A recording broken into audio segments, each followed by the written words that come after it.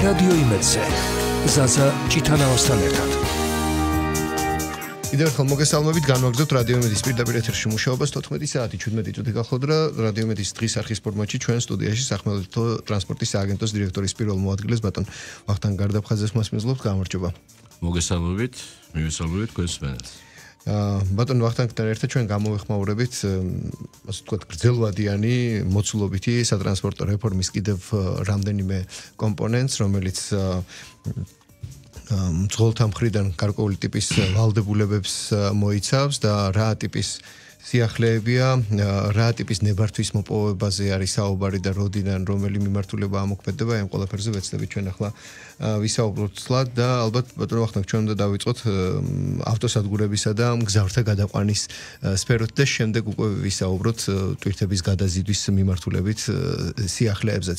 რა არის ის რასაც ავტოსადგურები უკვე ვალდებულების სახით მიიღებენ უახლოესი პერიოდიდან და პარალელურად რა ვალდებულებები ემატებათ ან ენიჭებათ ფუნქციურად იმ ტრანსპორტის და გადაზიდვის ორგანიზაციის მესვეურებს, ვინც მოქალაქე და ტრანსპორტირების არის დაკავებული და ეს მათი ბიზნესია. კიდევ ერთხელ მადლობას მოგახსენებთ. საინტერესო საკითხს ვეხებით, ეს რეფორმა საკმაოდ მნიშვნელოვანი, ესე რომ ვთქვათ, ქვეყნისთვის წინსვლად შეიძლება ჩაითვალოს გულისხმობ რეფორმის წარმატებით განხორციელების შემთხვევაში. რეფორმა თავის მხრივ ორ მიმართულებას გულისხმობს, სწორად აღნიშნეთ, ერთი არის ავტოსადგურების რეფორმა, ეს მიმართულება ავტოსადგურების ესე ვთქვათ, სერტიფიცირების პროცესი, ხოლო მეორე მიმართულება არის მგზავრთა გადაყვანის ჩართული პირების განებართვიანების პროცესები. თავის მხრივ საავტომობილო ტრანსპორტის შესახებ საქართველოს კანონში განხორციელებული ცვლილებები, რომელიც 100 წელს განხორციელდა, სხვადასხვა პერიოდში ადგენდა კონკრეტულ პირობებს იმ პირებისათვის, რომლებსაც უნდა განახორციელებინათ მგზავრების გადაადგილება საერთაშორისო მიმართულებით და ქვეყნის შიდან მიმართულებით, მათთვის დადგენილი იყო კონკრეტული გარდამავალი პერიოდები, რა პერიოდშიც მათ შეეძლოთ სრულად დაეკმაყოფილებინათ ის დადგენილი მოთხოვნები და მიიღოთ სანებართო, ესე ვთქვათ, სანებართო დოკუმენტი სახმელეთო ტრანსპორტის სააგენტოდან.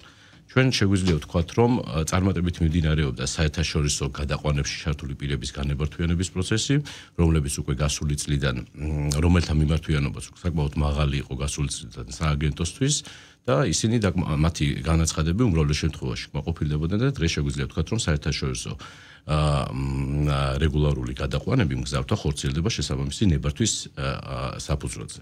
რაც შეეხება შემდგომ თარიღს, რომელიც გულისხმობს 1 მარტიდან შემდგომ პერიოდს, ამ შემთხვევაში ჩვენ ვთხოვთ და არაერთხელ მოუწოდეთ მგზავრთა გადაყვანაში ჩართულ პირებს ამ მიზნით არაერთი კამპანიაც წარიმართა და საინფორმაციო შეხვედრებიც ჰქონდა სააგენტოს და კანონის მოთხოვნაც არის, რომ უკვე პირველი მოთხოვნიდან მათ აუცილებლად ის პირები, რომლებიც უკვე შიდა რეგულარულ გადაყვანებში იქნებიან ჩართულები, საქალაქთა შორისო ეგრეთ წოდებულ პოპულარულ ენაზე რომ ვთქვათ, საქალაქთა შორისო გადაყვანებს განახორციელებენ, მათ უკვე შიდა ეროვნულ დონეზე. კი გენაცვალა, კი ბატონო, ზუსტად 1 მარტიდან უკვე შესაძლებლობა აქვთ, უბრალოდ 1 დეკემბრიდან შესაძლებლობა ჰქონდათ უბრალოდ ახლა უკვე ვალდებულება იქნებათ, 1 მარტიდან მათ გააჩნდეთ შესაბამისი ნებართვა. ბატონო ვახტანგ, მე მახსოვს ბევრი წლის წინ, როდესაც ჩვენ ტექნიკური უსაფრთხოების თვალსაზრისით და ზოგადად საგზაო უსაფრთხოების კუთხით ამ ცნობიერების ამაღლების DCFTA-დან ვალდებულებების გამო და აი ამ ყველაფრიდან გამომდინარე კომპლექსურად ძალიან ბევრ რამეს შევეჭიდეთ და ის პერიოდიც მახსოვს, როცა არც იყო ისეთი მიმღებლობა თავდაპირველად, როდესაც მგზავრთა გადამზიდავ ტრანსპორტს შესაბამისი ვალდებულებები და ესრა და კონკრეტული სტანდარტების დაკმაყოფილება უსაფრთხოების კუთხით. და ეს ყველაფერი ჩვენ რო გავიარეთ და გარკვეულ ეტაპამდე მოვედით, ალბათ ამის შედეგია, რომ ახლა ჩვენ ვსაუბრობთ აი ამ ვალდებულებაზე, რომელიც შიდა ეროვნულ დონეზე სამოქალაქო გადაზიდვის თვალსაზრისით კიდევ მოწესრიგების კიდევ ერთი ნაბიჯია. ეს ჩვენ ვიცით, რომ ტრანსპორტი შიდა საქალაქო გადაზიდვისა ძირითადი არის ავტობუსი, თქვათ მიკროავტობუსი და მინივენად წოდებული და ძალიან 5 თუ 6 კაციანი მანქანა. აი ამ კატეგორიებიდან ცოტა უფრო გავამარტივოთ ჩვენი დიალოგი, ვის ექნება ვალდებულება? ავტობუსები გასაგები ალბათ, მიკროავტობუსებიც. კი ბატონო. მადლობთ შეკითხვისათვის, საკმაოდ საინტერესოა, რაც მართლაც რომ თქვა ამ პერიოდის განმავლობაში ხშირად შეკითხვებს ვბადებ და გადაყვანებს ჩართული პირებისათვის. კიდევ ერთხელ აღნიშნავ და ბევრი განმარტება იყო ამაზე გაკეთებული, რომ რა თქმა უნდა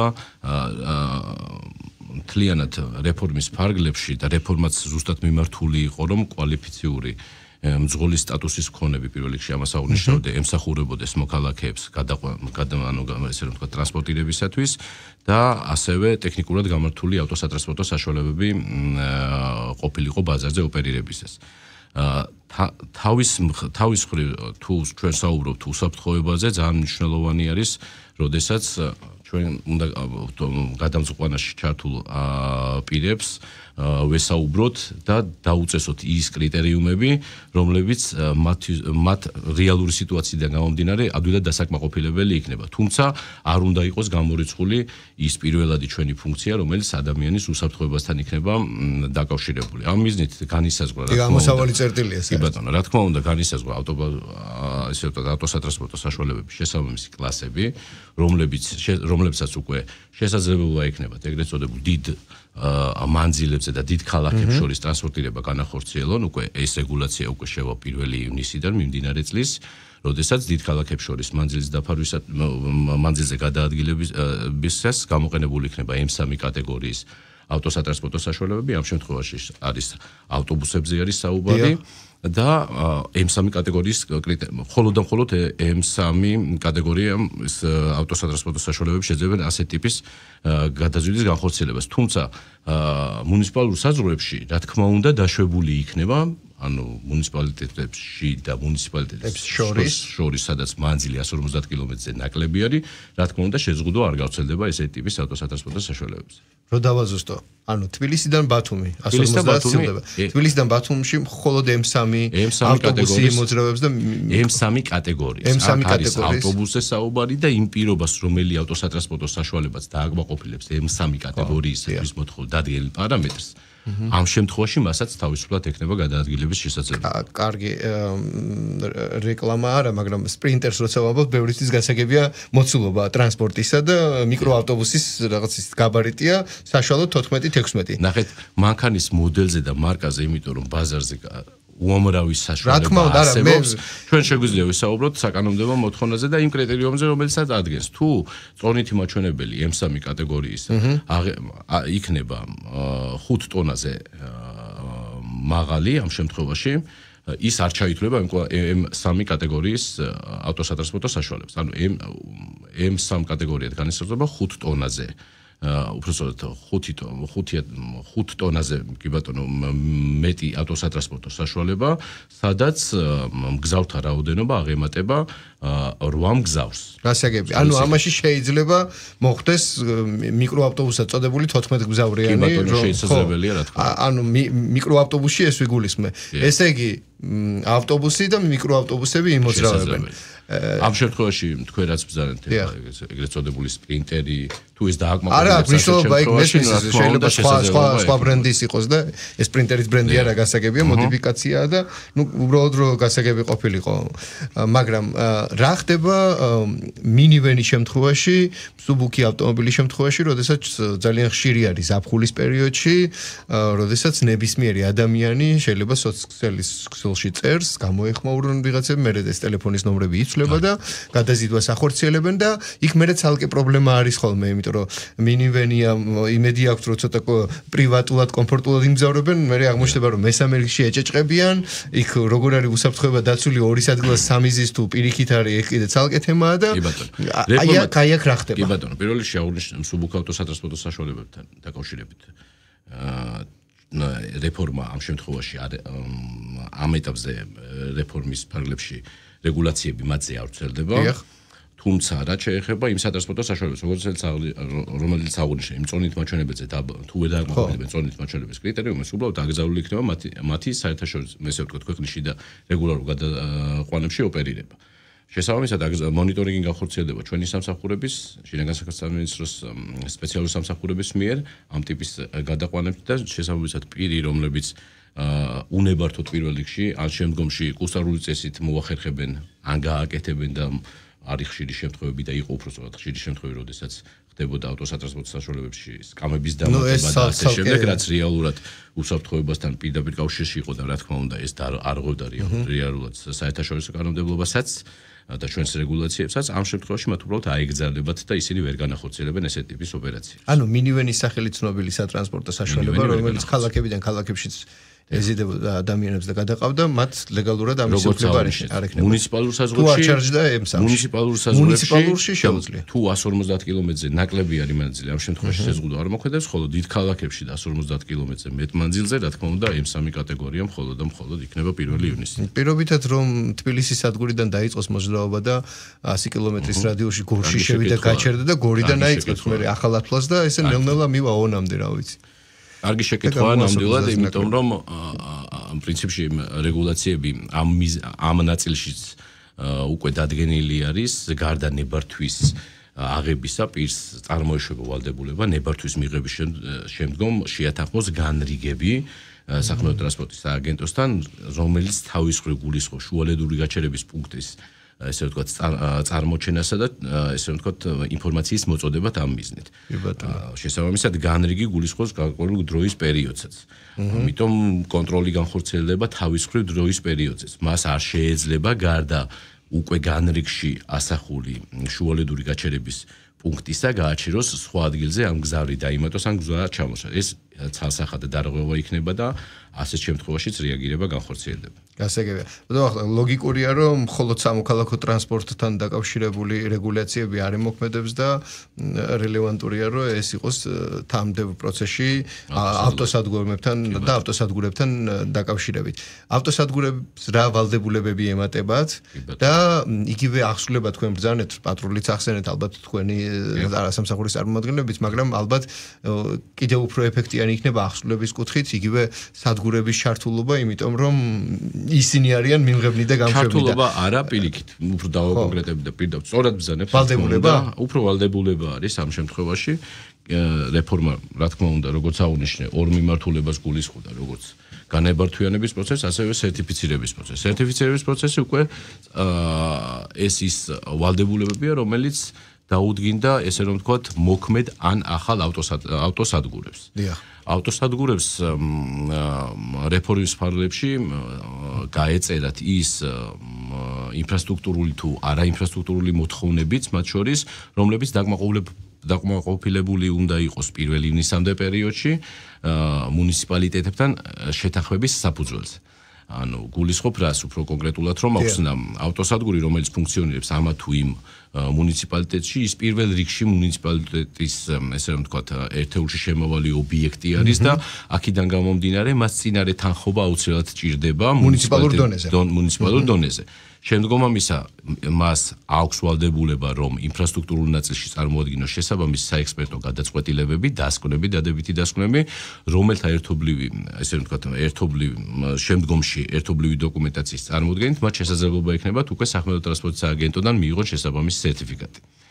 თავის მხრივ, ვინაიდან ვალდებულებებზე და ამ შემთხვევაში ურთიერთკონტროლზე საუბრობთ გადამზიდავსა და ავტოსადგურს, უბრალოდ გადაყვანაში ჩართულ გზავრთა გადაყვანაში ჩართულ პირსა და ავტოსადგურს შორის, უნდა აღინიშნოს, რომ გარდა სანებართო და სასერტიფიცირებო, ესე ვთქვათ, პირობებისა, რა შემთხვევაში დაკმაყოფილებენ გულისხმობ, როდესაც დააკმაყოფილებენ და აიღებენ ერთ შემთხვევაში სერტიფიკატს და მეორე შემთხვევაში ნებართვას, ასევე უკვე ცალსახად დადგენილი სანებართო პირობების, რომელიც თავის მხრივ უნდა დააკმაყოფილოს როგორც გადამზიდავმა, ასევე ავტოსადგურმაც. სანებართო პირობები ამ შემთხვევაში გულისხმობს ავტოსადგურის შემთხვევაში მე დრო რომ არ წაგართვათ ამის დეტალური ინფორმაცია, რა თქმა უნდა, ყველა დაინტერესებულ შეუძლია მიიღოს საქმეო ტრანსპორტის სააგენტოს ოფიციალური ვებგვერდიდან ასევე call ცენტრის მეშვეობით, თუმცა აღნიშნავდი უბრალოდ მაგალითისათვის რომ თქვათ, თუ გადამზიდავი ჩართულია ასეთ ტიპის გადაზიდვაში, მას აუცილებლად უნდა გააჩნდეს პირობითად ნარკოლოგიური შემოწმების ცნობა ან ჯანმრთელობის დამადასტურებელი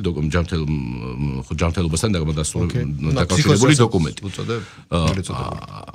მათ შორის შესაძლებელია ჩაითვალოს ფსიქოз და კიდე სხვა გულისხმობ ადამიანის ჯანმრთელობასთან დაკავშირებული ნებისმიერი დოკუმენტი, რომელიც კონდიციასთან იქნება, მძღოლის კონდიციაზე, რომ მას ფიზიკურად შეუძლია ტრანსპორტის მართვა.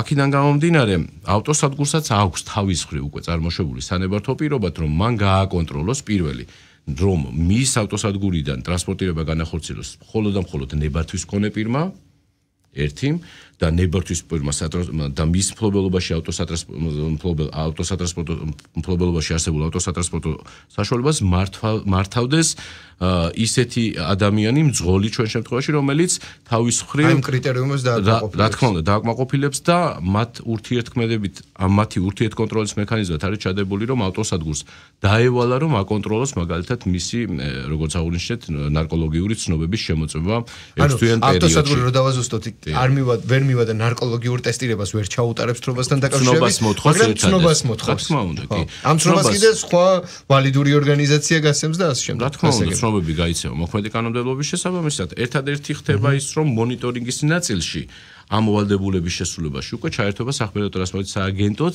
იმიტომ რომ ჯერონად შესრულებს სანებართო პირობები, როგორც ავტოსადგურის მფლობელის მიერ, ასევე გადაზიდვაში ჩართული პირის მიერ. ანუ სადგურს ექნება ვალდებულება, რომ გარდა იმ კომპანიებისა, ვინც დაიცვა ეს წესრიგი და მიიღო ნებართვა პირობიდან მხოლოდ და მხოლოდ ნებართვის მქონე ტრანსპორტთან დაკავშირებული მე უკვე სადგურს აქვს ვალდებულება რომ იმ ტრანსპორტის მძღოლი ვინც იქნება იმის შესახებ მოიპოვოს დოკუმენტი ეს უკვე კერძო სამართლებრივი ესე ვთქვათ ჩარჩოში ექცევა ურთიერთობის ჩარჩოში ექცევა გულისხმობ სახელშეკრულებო ვალდებულებებს რომელიც უნდა გაფორმდეს რა თქმა უნდა ავტოსადგურისა და გადამზიდავს შორის უბრალოდ ხელშეკრულების პირობებით ფორმით მოხდება ამ დოკუმენტების მიწოდება, ეს დარეგულირდება უკვე ცალკე ასეთი ტიპის დოკუმენტით.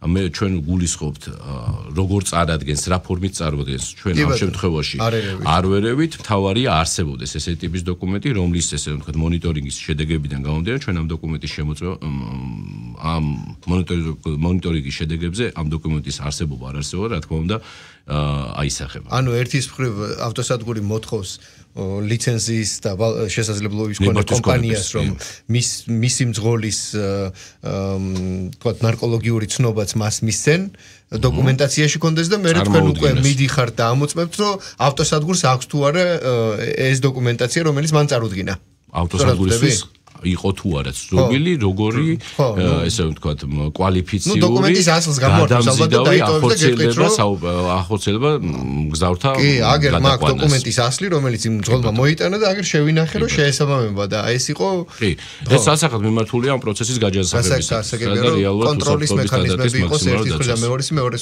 მეორეს კიდე უკვე თქვენი ორგანიზაციის მხრიდან კი ბატონო შეიძლება ეს თქვენ ნაწილს არ ეხება, მაგრამ ავტოსადგურებს თქვათ ტექნიკური ვალდებულების და უსაფრთხოების ნორმების დაცვის გარდა ვიზუალიზაციის კუთხითაც ხო არ ექნებათ რამე ვალდებულება რომ შეესაბამებოდეს ჩვენ როდესაც მნიშვნელოვანი მომენტია როდესაც ვახსენეთ ინფრასტრუქტურული მოთხოვნები მოგეხსენებათ ეს საკითხი იყო დერეგულირებული და გარკვეული წლების განმავლობაში და რაც მართლაც დიდი პრობლემა იყო ქვეყნისათვის ალბათ შეხვედრია თუ უამრავი ისეთი ადგილი სადაც ავტოსადგური ფუნქციონირებს ხო პირველ რიგში დანიშნულებაც კი არ აქვს უბრალოდ აბრაც კი არ გააჩნიათ და უბრალოდ მითითება იციან რომ ამ ადგილიდან გადის ავტოსატრანსპორტო საშუალება და მიდის ამ მიმართულებით ну ზუსტად ეს საკითხები არის ზუსტად თავრობის დადგენილებით რეგულირებული ავტოსადგურის ინფრასტრუქტურულ მოთხოვნებში გარდა ესე ვთქვათ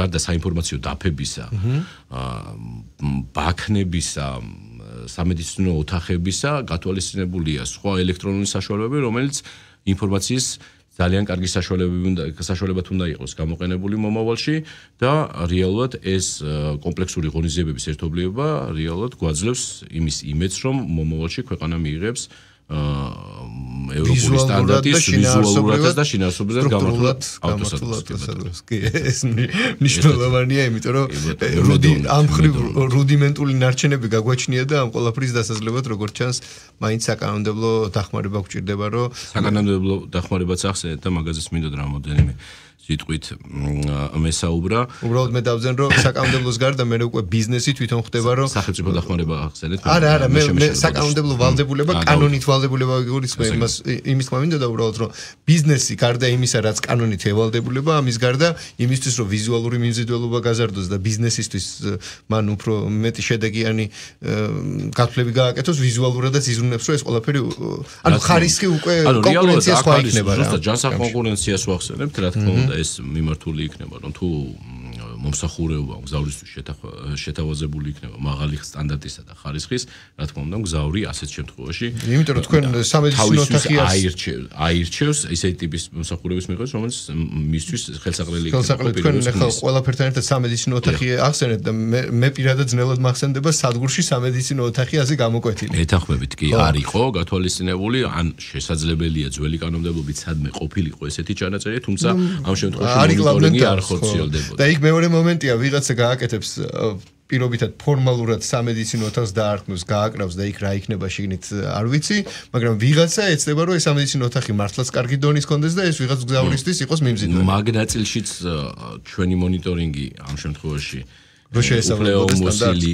არის, რა თქმა უნდა, რომ იხემძღვანელოს მოქმედი კანონმდებლობით და მისცეს მითითებები და დარღვევის შემთხვევაში ადმინისტრაციულ სამართლებათა კანონის შესაბამისად რეაგირებაც კი მოახდინა. გასაგებია. ჩვენ ცოტა გაგვიგრძელდა სიტყვა სამოქალაქო გადაყვანასა თუ ავტოსადგომებთან დაკავშირებით, იმიტომ რომ ეს ძალიან მნიშვნელოვანია და ალბათ კიდევ არაერთხელ მოგიწევთ ამ თემასთან დაკავშირებით თქვენ სააგენტოს განმარტებების გაკეთება, იმიტომ რომ ეს ყველა მოქალაქეს ეხება და დარჩენილი დრო უნდა დაუთმოთ საერთაშორისო გადაზიდვებს, სატრანზიტო გადაზიდვებს, ჩვენი ერთ-ერთი, ასე ვთქვათ, პოლიტიკურ ვექტორული შესაძლებლობა მოწადინებას და სურვილიც არის რომ მაქსიმალურად გამჭოლი სატრანზიტო და მრავალფეროვანი სატრანზიტო სერვისი შევთავაზოთ ყველას, მაგრამ აქვე არის მნიშვნელოვანი კომპონენტი უკვე ჩვენი ლოკალური გადამზიდავი კომპანიების და მათი მძღოლების ისე ჩართულობა, რომ სრულიად შეესაბამებოდეს ჩვენს ვალდებულებებსა თუ საერთაშორისო კომუნიკაციის მექანიზმებს. აქ რა ხდება და ახალი რა გვაქვს?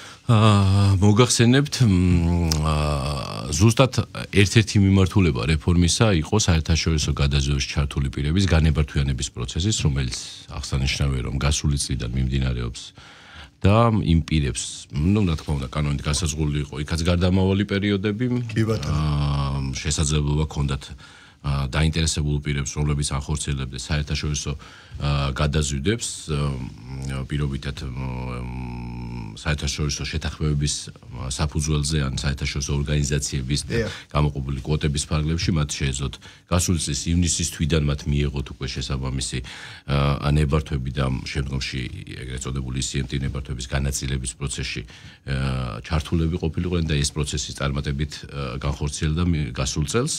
უკვე მიმდინარე წლის 1 მარტიდან პირები, რომლებიც სააგენტოს მიმართავენ პარტნიორი ქვეყნების, ევროკავშირის ქვეყნების და პარტნიორი ქვეყნებთან გაფორმებული შეთანხმების ფარგლებში გამოყოფილი კვოტის ფარგლებში სანებართვო დოკუმენტის მიღების მიზნით მათ აუცილებლად უნდა ქონდეთ ესეთი ტიპის ნებართვა, ხოლო შემდგომში უკვე მოგვიანებით 1 მაისიდან ყველა ტიპის საერთაშორისო გადაზიდვა, რომელსაც განახორციელებს ქართველი გადამზიდავი ამ შემთხვევაში უნდა განხორციელდეს შესაბამისი ნებართვის საშუალება. არ აქვს მნიშვნელობა სად რომელი ქვეყნის მიმართულებით? რა თქმა უნდა, 1 მაისიდან საზღვარგარეთ კი ბატონო, რა თქმა უნდა. ანუ 1 მაისიდან პერიოდში აბსოლუტურად ყველა გადამზიდვაში, საერთაშორისო გადამზიდვაში ჩართული აბსოლუტურად ყველა გადამზიდავი უნდა ფლობდეს შესაბამის ნებართვას. ბატონო ვახტანგ ჩვენ ასევე სატრანზიტო ესეთი საერთაშორისო გადაზიდვების კუთხისაც რაღაცა ევოლუცია გავიარეთ, იმიტომ რომ ძალიან ბევრი იყო საუბარი იქ მძღოლის უფლებებზე, ვალდებულებებზე, რომ მისი მდგომარეობა სატრანსპორტო საათებიდან გამომდინარე შეესაბამებოდეს იმას, რომ მან გამოძინებულმა მინიმუმ შეძლოს გადაზიდვა მუშაობა, იქ ტახომეტრებზე იყო საუბარი, რომ სიჩქარის რეგულირება ყოფილიყო და ასე შემდეგ, 4 საათიანი დისტანცია თუ სწორად მახსოვს. ეს ერთ-ერთი მნიშვნელოვანი, ესე ვთქვათ, საფეხური იყო, რომელიც ჩვენ გარკვეულწილად დავლიეთ თუ არ დავძლიეთ. საფეხურიც და მათ შორის თუ ვისაუბრებთ ასოცირების შეთანხმებაზე, ერთ-ერთი ისეთი მნიშვნელოვანი რეგულაცია იყო, რომლის ამხრივ კულტურის გამრცობა. კი და ეს ჩანაწერი, ესე ვთქვათ, შეთანხმებისა იმპლემენტირებული იქნა უკვე ჩვენს კანონმდებლობაშიც და საერთაშორისო გადაზიდვაში ჩართული პირებისათვის აუცილებლად კონტროლის ქვეშ იქნება მათი, ესე ვთქვათ, შრომადასვენების საათები უკვე გაკონტროლდება ეგრეთ წოდებული, როგორც ახსენეთ, ტახოგრაფის საშუალებით, მათ შორის სიჩქარის შემზღუდველი საშუალებები, მათზე უნდა იყოს შესაბამისად დამონტაჟებული და შესაბამისი კალიბრაციის წესებით უნდა ფუნქციონირებდეს ისინი. კი, როგორც არის ევროპაში, იმიტომ და ესეთი მოთხოვნა ევროპაში პრინციპში საერთაშორისო გადაზიდვაში ვინც არის ჩართული, მათთვის არ ახალია ეს მოთხოვნა, იმიტომ რომ სხვა შემთხვევაში კონტროლის მექანიზმი ევროპაში არსებობდა, ესეთი ტიპის ავტოსატრანსპორტო საშუალებები ხშირად ჯარიმის ქვეშ ექცეოდნენ. მე კითხვა მიმყავდა უბრალოდ საით, რომ აი ახლა ის ვალდებულება ნებართვა, რომელზეც თქვენ საუბრობდით, რომელიც საზღვარს თუ გადალახავს ნებისმიერ მიმართულებით აუცილებელია. ის უნდა მოიპოვონ ორგანიზაციებმა თუ კომპანიებმა, რომლებიც ფლობენ ამ სატრანსპორტო საშუალებას და არა მძღოლებმა. მაგრამ იმ შემთხვევაში, როდესაც ეს არის ინდივიდუალური მძღოლი, ალბათ არის ასეთი პრაქტიკაც და არ შედის არც კომპანია. ამ შემთხვევაში და იურიდიულ პირად განიხილება. ხო, და ერთი მძღოლია, ერთი ტრაილერი ყავს და უნდა კონდეს ნებართვა. ანუ ამ შემთხვევაში ის მან ინდივიდუალურად უნდა აიღოს და ანუ ინდმეწარე მათ და იურიდიულმა პირმაც და ინდმეწარე თავის თავში. გასაგებია, ფულის მოსამას. იურიდიულ პირი ინდმეწარესაც აერთიანებს, ამ შემთხვევაში უნდა მომართონ საფინანსო ტრანსპორტის სააგენტოს ნებართვის მიღების მიზნით. მაგრამ თუ კი არის რიგითი მძღოლი ერთ-ერთი სატრანსპორტო კომპანიისა, რომელსაც այն რაოდენობით მანქანები ყავს, იქ უკვე ამ საბუთით უზრუნველყოფა კომპანიის სახელზე და რა მძღოლის საქმე. სწორად თუ გავიგე შეკითხვა, თუ ინდმეწარმედ არის რეგისტრირებული პირი, მას შეიძლება ყავდეს ერთი მანქანაც და 10 მანქანაც. არა, მე ვამბობ კომპანიაზე, ორგანიზაციაზე არის, კომპანიაზე არის 10 მანქანა, ამ შემთხვევაში ორგანიზაციაზე. ორგანიზაცია აკეთებს და მძღოლს უკვე გამზადებული დოკუმენტი აქვს, ეს არ არის მისი თავსატკივარი, ასე ვთქვათ, ამ შემთხვევაში. ამის დაზუსტება მინდა და ეს ცვლილება შედის როდიდან? უკვე 1 მარტიდან უკვე შესაძლებლობა პირველი როგორც აღნიშნე გარკვეული პერიოდები იყო მისათვის გათვალისწინებულ 1 დეკემბრიდან უკვე იუსტიციის სახლებში შესაძლებელი აქვს მიმართონ მძღოლებს და 1 მარტიდან უკვე აუცილებელი ხდება. ხონდათ უბრალოდ ეს საშუალება და საკმაოდ დიდი აქტივობა, განაცხადები განხილვაში არის, სააგენტო გასცემს ესეთ ტიპის ნებართვებს და 1 მარტის მდგომარეობით უკვე ზუსტი მონაცემებიც გვექნება და უბრალოდ ჩვენ კონტროლის მექანიზმი ჩაგვერთვება მხოლოდ და მხოლოდ 1 მარტის შემდგომ პერიოდში. იქ აი ეს რაც ჩვენ რეფორმები გავიარეთ, ამ ყველაფრის ჯამს უნდა აკმაყოფილებდნენ იმისთვის, რომ საბოლოოდ ეს ნებართვა მიიღონ. ანუ რა კრიტერიუმებია იმისთვის, რომ საერთაშორისო გადაზიდვისთვის კი ბატონო, გასაგებია. ამ შემთხვევაში როგორც ხდები, რაც აქამდე გაგვიკეთები, ეს ყველაფერი უნდა გქონდეს და ეს არის ალბათ. რა თქმა უნდა, გათვალისწინებული ამ შემთხვევაში ჩამონათვალი, რა განაცხადს რა დოკუმენტები უნდა დაერთოს.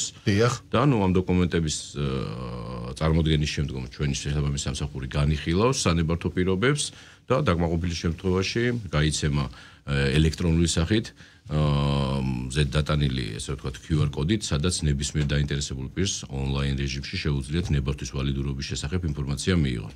გასაგებია. მადლობა, ამასობაში ჩვენი დროც უახლოვდება დასასრულს. მადლობა თქვენ. და საერთაშორისო გადაზიდვების კუთხე. ერთი არის სამოქალაქო, მოქალაქე და უსაფრთხოება და მეორე საერთაშორისო გადაზიდვას განსაკუთრებული მნიშვნელობა აქვს ეკონომიკური, პოლიტიკური კუთხით და ზოგადად ჩვენთვის, ჩვენი მსგავსი ქვეყნებისთვის ალბათ მნიშვნელოვანია მაქსიმალური შესაბამისობა საერთაშორისო დოკუმენტაციის თვალსაზრისით, რომ ტვირთის გადამზიდვავები შეუფერხებლად გადაადგილდებოდნენ საზღვრებზე და სინქრონიზებული იყოს, თქვათ, ფორმალური ვალდებულებები რაც სხვადასხვა ქვეყანას გააჩნია და ამ მხრივ ჩვენი ასოცირების შეთანხმების ვალდებულების გარდა ზოგადად სხვა პარტნიორ ქვეყნებთან კომუნიკაციის და სხვა საერთაშორისო ორგანიზაციებთან თანამშრომლობისა და ჩართულობის წყალობით ჩვენ ჯამში მე მგონი თუ არ ვწდები ვღებულობთ იმას რომ მაქსიმალურად უნივერსალური დოკუმენტაცია ექნებათ ერთის მხრივ ჩვენებს და მეორეს მხრივ სხვა საერთაშორისო ტრანსპორტის წარმოადგენებს და მართლაც ბრძანებთ ზუსტად საბოლოო ჯამში ეფექტიც და მოსალოდნელი შედეგიც რეფორმის პაგლებში ზუსტად ის უნდა იყოს რომ ქვეყანაში წარმოებული ნებისმიერი საქმიანობა და სანებართვო საქმიანობა მათ შორის უნდა შეესაბამებოდეს ევროსტანდარტებს და ამ შემთხვევაში შესრულდება ასოცირების პირობების და შესაბამისად რა თქმა უნდა ქვეყანას მიიღებს პირველ რიგში უსაფრთხო სატრანსპორტო ოპერაციებს. კი ბატონო, იმიტომ რომ ჩვენ ის ეპოქაც გვახსოვს, როცა სამოქალაქო ტრანსპორტში ტაბურეტის შატკმა ნორმა იყო და კი ბატონო და ეგ თელი ინფრასტრუქტურა იყო მოწყობილი და ახლა ყველაფერი ეს ტარსულს და დავიწყებას რომ მიეცემა მნიშვნელოვანია. მადლობა კიდევ ერთხელ სტუმრობისთვის. რადიოს მსმენელს შევახსენებ რომ ჩვენ სახმელეთო ტრანსპორტის სააგენტოს დირექტორის პირველ მოადგილეს ბატონ ვახტანგ გარდაფხაზეს მასპინძლობდით, ვისაც თემა გაინტერესებთ და დეტალები ან გვიან შემოგვიერთდით. ჩვენი დიალოგი აიტირთება რადიოს Facebook გვერდზე. მადლობას მოგახსენებთ კიდევ ერთხელ. ნახვამდის დროებით.